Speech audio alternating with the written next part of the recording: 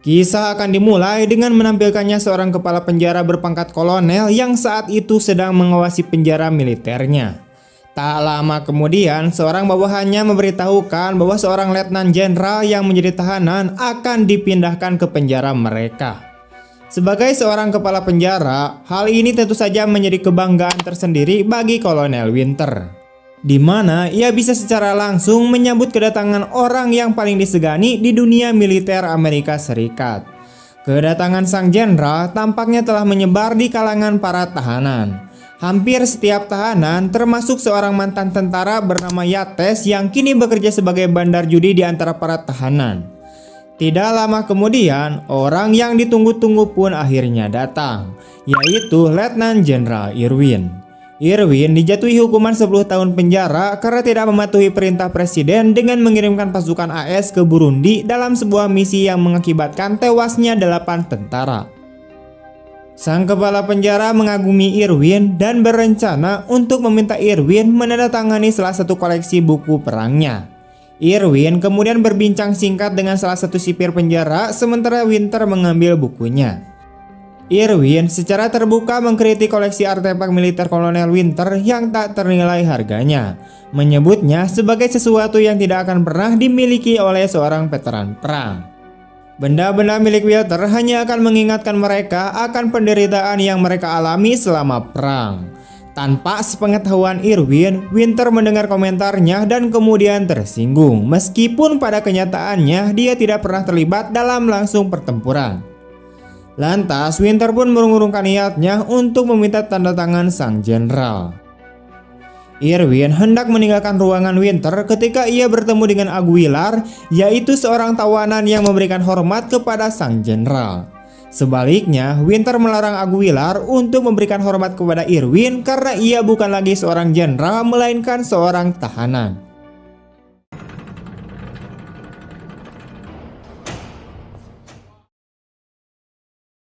Keesokan harinya, ketika semua tahanan berada di lapangan untuk melakukan kegiatan bebas mereka, sebuah pertengkaran terjadi dan mengakibatkan kerusuhan.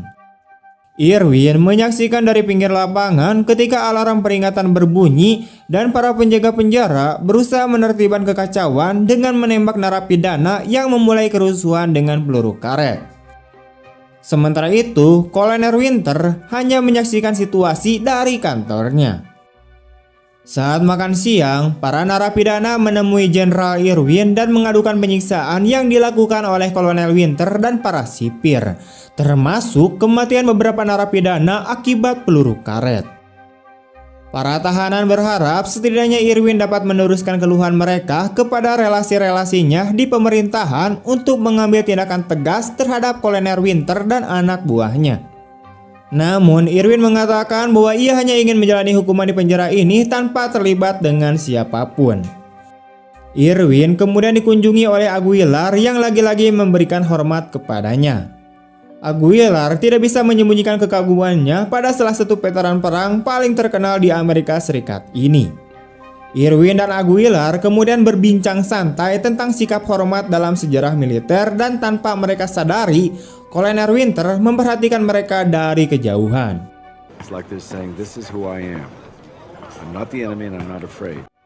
Rasa hormat Aguilar kepada Jenderal Irwin langsung membuat Winter yang sombong menjadi gugup, karena ia takut para narapidana lain akan lebih menghormati Irwin yang hanya seorang narapidana daripada dirinya yang merupakan kepala penjara. Oleh karena itu, untuk mencegah tindakannya dilakukan oleh narapidana lain, ia kemudian memerintahkan Aguilar untuk berdiri di lapangan selama 24 jam penuh sambil memberikan penghormatan ke kantor sipir. Winter bahkan tidak menunda hukuman Aguilar meskipun saat itu hujan turun dengan deras dan pria itu sudah menggigil kedinginan. Merasa kasihan dengan kondisi Aguilar, Irwin menghampirinya dan memintanya untuk berteduh di tengah guyuran hujan. Karena tindakannya itu, Irwin harus menerima teguran dan pemukulan dari penjaga penjara atas perintah Kolonel Winter. Irwin kemudian menegur Winter akan hak-hak yang dimiliki oleh para narapidana selama berada di dalam penjara. Namun Winter langsung membalas perkataannya dengan menyebutkan peraturan-peraturan yang harus dipatuhi oleh para narapidana Salah satunya adalah tidak boleh mengganggu tugas para sipir penjara. Karena kekagumannya pada Irwin sudah luntur sejak mendengar komentar sang jenderal tentang koleksi benda-benda perang miliknya, Winter memerintahkan pria itu untuk mengangkut batu-batu besar. Hukuman yang harus dijalani oleh Irwin tersebut malah dijadikan ajang taruhan oleh Yates, dan para tahanan pun mulai bertaruh apakah sang jenderal mampu menyelesaikan hukumannya atau menyerah di tengah jalan.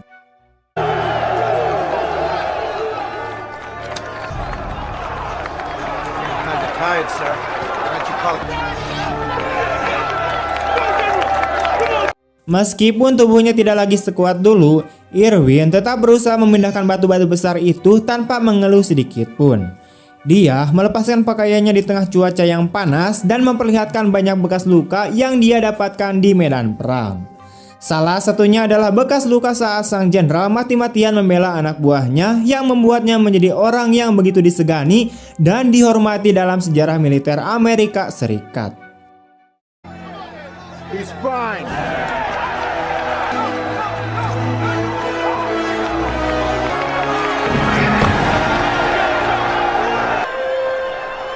Meskipun hukumannya ditambah menjadi 1 hari penuh dan dia harus mendekam di sel isolasi setelahnya, Irwin tetap berusaha keras untuk menyelesaikan karyanya. Dia kemudian menerima penghormatan dari semua narapidana saat kembali ke sel tahanan.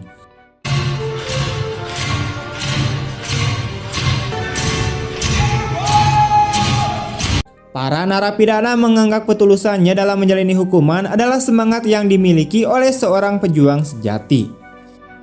Yates kemudian mendatangi Irwin di selnya dan memberinya banyak rokok sebagai hadiah. Namun karena Irwin bukan perokok, ia memerintahkan Aguilar untuk membagi-bagikan rokok tersebut kepada semua narapidana. Di sini terungkaplah bahwa Irwin mengenali ayah Yates yang merupakan bawahan sang jenderal. Irwin kemudian bercerita kepada Yates tentang ayahnya yang mampu membangkitkan semangat juangnya dan para prajurit lainnya ketika mereka terkepung di wilayah musuh dan hanya memiliki sedikit peluang untuk keluar hidup-hidup. Ia juga mengatakan bahwa para prajurit yang menjadi bawahannya sudah seperti keluarganya sendiri yang harus diselamatkan dengan segala cara. Yates yang merupakan mantan perwira dan pilot helikopter tampak takjub mendengar cerita Irwin tentang masa lalu ayahnya. Keesokan harinya, Irwin mendatangi para tahanan yang disuruh membangun tembok oleh Winter agar mereka sibuk dan tidak bermalas-malasan. Dia kemudian meminta Aguilar untuk mengajari para narapidana cara membangun dinding batu dan mortir yang kuat karena Aguilar telah memberitahunya bahwa ayahnya adalah seorang tukang batu yang terampil. Setelah menerima arahan dari Irwin yang kepemimpinannya mampu memobilisasi dan mengatur para tahanan, mereka mulai membangun tembok benteng bersama. Alih-alih kata jenderal, Irwin mendapatkan julukan kepala dari para tahanan yang menghormati kepemimpinannya.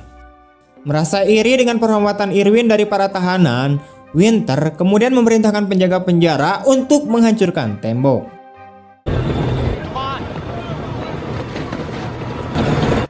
Sound the horn. What the hell are you doing? Get down, Aguilar! Yes, sir. Ketika Aguilar menghadang bulldozer, Winter langsung memerintahkan seorang penembak jitu untuk menembakkan peluru karet yang biasanya tidak mematikan tepat ke arah kepala Aguilar. Tembakan itu langsung membunuhnya. Setelah tembok-tembok itu hancur, Irwin dan para narapidana memberikan penghormatan terakhir kepada Aguilar dengan formasi yang sama dengan penghormatan kepada tentara yang gugur di medan perang.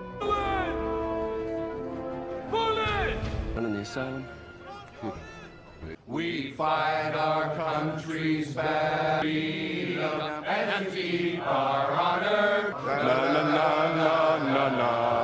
Beberapa waktu kemudian, Winter yang merasa posisinya terancam mendatangi sel tahanan Irwin dan menawarkan sebuah kesepakatan kecil kepadanya agar ia tutup mulut mengenai insiden yang menewaskan Aguilar. Namun, Irwin dengan tegas menolak kesepakatan yang ditawarkan oleh Winter. Bahkan, ia dan para tahanan akan menuntut pengunduran diri Kolonel Winter karena dianggap telah menyalahgunakan jabatannya untuk melakukan kekerasan yang tidak perlu. Mengetahui bahwa para penjaga penjara akan melaporkan tindakan mereka kepada Winter, Para tahanan pun mulai bersikap layaknya tentara di sekitar Irwin dengan menggunakan kata-kata kode dan gerakan tubuh. Dalam kunjungannya ke penjara, Brigadir Jenderal Wheeler yaitu atasan Winter memintanya untuk menepati janjinya saat ia mengeluhkan kondisi Irwin yang dianggap Winter berhalusinasi karena melihat penjara sebagai medan perang yang ingin direbut oleh Irwin dari posisinya sebagai sipir. Di sisi lain, Wheeler yang menghormati Irwin menemui dan berbicara langsung dengan jenderal dengan bintang tersemat di pundaknya itu. Dia mendengarkan keluhan Irwin dan para tahanan tentang kesewenang-wenangan Winter. Wheeler kemudian menyuruhnya untuk mendapatkan bukti yang valid tentang kesalahan Winter sehingga dia dapat mengambil tindakan terhadapnya. Setelah itu, Irwin dan beberapa narapidana yang paling dekat dengannya mulai merencanakan untuk menggulingkan Winter dan mencopotnya dari jabatannya sebagai kepala sipir.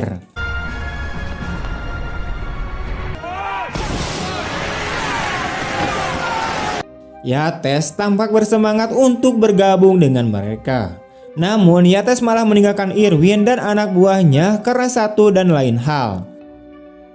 Winter yang melihat hal ini kemudian menghubungi Yates dan menyuapnya dengan pengurangan hukuman asalkan ia bersedia menjadi mata-matanya untuk mengetahui apa yang sedang direncanakan oleh Irwin. Setelah berhasil mengalihkan perhatian para penjaga penjara agar tidak lagi diawasi, Irwin kemudian mengumumkan rencananya kepada seluruh narapidana untuk mengambil alih penjara dari kendali Winter. Mereka berniat mengibarkan bendera Amerika Serikat secara terbalik sebagai tanda bahaya, yang berarti Winter tidak bisa lagi mengendalikan para tahanan sehingga ia akan dicopot dari jabatannya. Setelah mengungkapkan rencananya kepada seluruh narapidana, Irwin menyadari bahwa Yates memata-matai dirinya untuk melaporkan kepada Winter. Irwin kemudian mengundang Yates untuk berbicara empat mata, di mana ia menasihati dan mengatakan kepadanya bahwa ia melihat hati nurani seorang pejuang sejati dalam dirinya. Irwin mengatakan bahwa Winter hanya melihat sisi buruk dari Yates sehingga dia hanya memanfaatkan untuk kepentingannya. Sementara itu, Irwin melihat yang terbaik dalam diri Yates dan ia sangat yakin bahwa Yates memiliki semangat juang untuk membela mereka yang teraniaya. Namun, Yates tidak terlalu peduli dengan perkataan Irwin karena ia segera melaporkan rencananya kepada Winter. Begitu mengetahui rencana Irwin, Winter langsung menyembunyikan bendera tersebut di kantornya. Tak lama setelah itu, seorang narapidana menerobos masuk ke dalam kantor Winter dan menghina Yates sebagai pengkhianat sehingga memaksa Winter dan para ajudannya keluar untuk mengamankan narapidana tersebut. Yates tidak menyia-nyiakan kesempatan itu untuk mencuri bendera dari kantor Winter dan menyembunyikannya. Keesokan harinya, Yates menemui Winter dan mengatakan bahwa Irwin sudah memiliki benderanya dan langsung dijebloskan ke dalam sel isolasi karena ia sebenarnya berada di pihak Irwin. Winter segera memerintahkan hampir semua anak buahnya untuk mengumpulkan para tahanan di lapangan dan mencari bendera tersebut di sel tahanan. Namun, hal ini merupakan bagian dari rencana Irwin untuk mengurung para penjaga penjara di dalam agar para tahanan dapat bergerak lebih leluasa di lapangan. Irwin memang mengatur rencananya untuk membuat kekacauan di dalam penjara. Tujuannya adalah untuk menunjukkan kepada Wheeler bahwa Winter sudah tidak layak dan harus segera dicopot dari jabatannya. Di sisi lain, Yates berhasil melarikan diri dari sel isolasi tepat saat kerusuhan dimulai.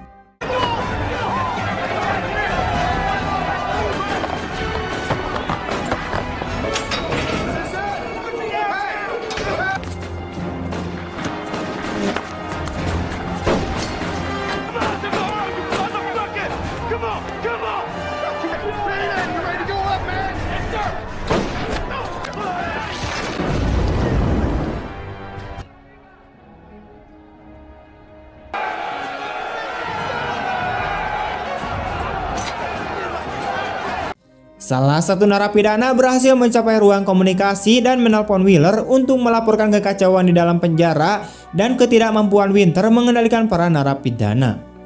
Winter segera menurunkan pasukannya yang tersisa untuk memukul mundur serangan para narapidana yang bergerak di bawah komando Irwin.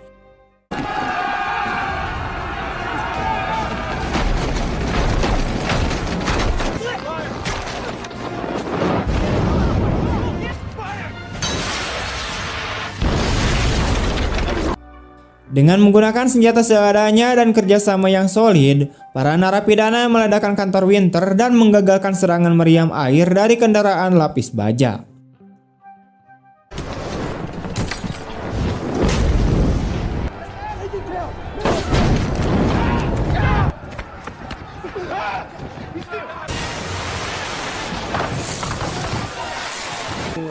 Cut it off.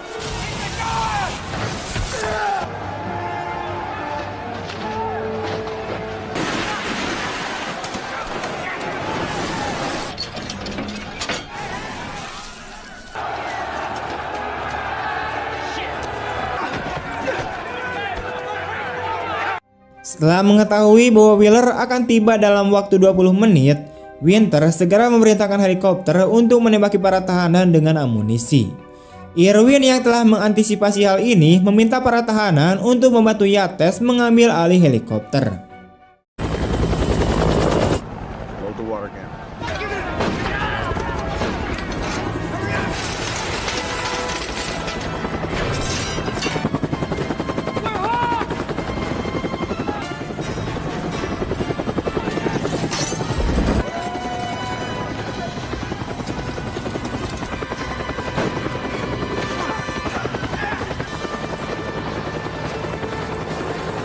Setelah mengambil alih kendali helikopter, Yates membunuh penembak jitu yang telah membunuh Aguilar.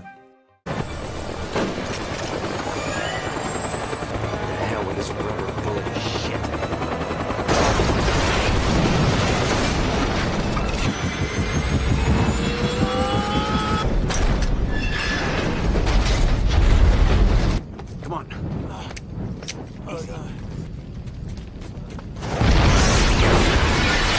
Karena semua serangannya berhasil ditangkis oleh Irwin dan para narapidana, Winter akhirnya turun tangan dan memerintahkan seluruh pasukannya untuk mengepung para narapidana dengan todongan senjata karena sipir penjara diperbolehkan menggunakan amunisi mematikan dalam keadaan darurat. Winter kemudian memerintahkan para narapidana untuk tiarap, namun mereka mengabaikannya hingga akhirnya ia memperingatkan para narapidana bahwa penembak jitu yang ditempatkan di atas mereka akan menembak jika mereka tidak menurut. Irwin kemudian memerintahkan rekan-rekannya yang sesama narapidana untuk tiarap, sebab ia tidak ingin ada lagi korban jiwa dan mereka semua segera menuruti permintaan sang jenderal. All prisoners down on the ground. Wait. Men, get down.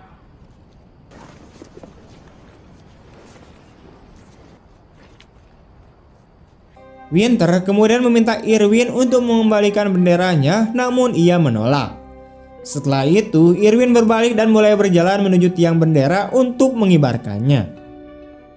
Melihat Irwin mengabaikannya, Winter memerintahkan pasukannya untuk menembaki Irwin, namun tidak dilakukan. Ia memerintahkan pasukannya berulang kali mencoba menghentikan Irwin, namun tidak ada yang mematuhinya, termasuk ajudan kepercayaannya yaitu Kapten Perret. Karena tidak ada yang mematuhi perintahnya dan menolak untuk membunuh Irwin, Winter mengambil tindakan nekat dengan menembak punggung Irwin saat pria itu mulai mengibarkan bendera. Meskipun sekarat, Jenderal Irwin terus mengibarkan bendera hingga titik darah penghabisan. Perret kemudian menangkap Winter karena telah menembak Irwin.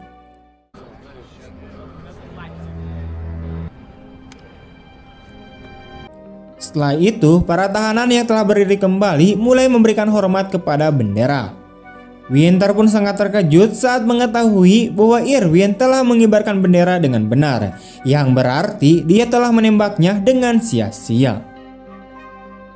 Film ini diakhiri dengan bendera yang berkibar di atas tembok penjara ketika Jenderal Wheeler tiba. Kolonel Winter segera dibawa pergi dengan diborgol. Para narapidana kemudian membangun tembok baru sebagai peringatan bagi rekan-rekan mereka yang gugur, di mana nama Aguilar dan Irwin termasuk di antara mereka yang terukir di tembok kastil. Tamat. Oke, gimana tanggapan kalian tentang film ini? Tulis di kolom komentar. Sekian dulu untuk video hari ini. Jika kalian suka dengan video ini, jangan lupa untuk like, comment, share kemanapun kalian suka. Terima kasih telah menonton. See you next time and bye-bye.